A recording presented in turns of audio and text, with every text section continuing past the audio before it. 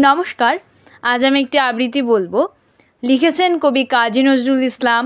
কবিতা লিচু চোর।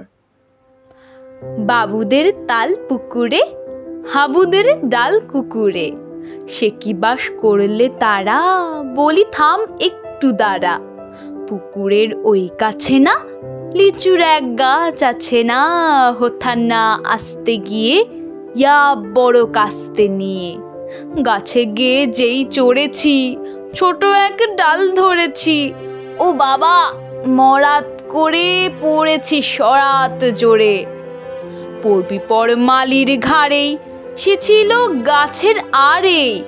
বেটা ভাই বড় নচ্ছার, দুমাদুম গোটা দুচ্চার।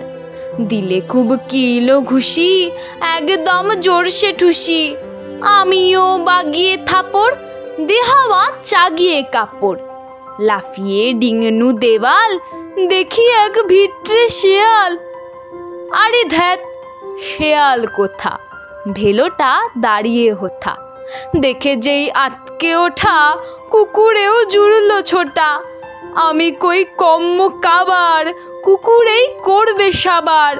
বাবা গো মা গো বলে পাঁচিলের ফোকলো গলে, ঢুকি গে বসেদের ঘরে, যেন প্রাণ আসলো ধরে।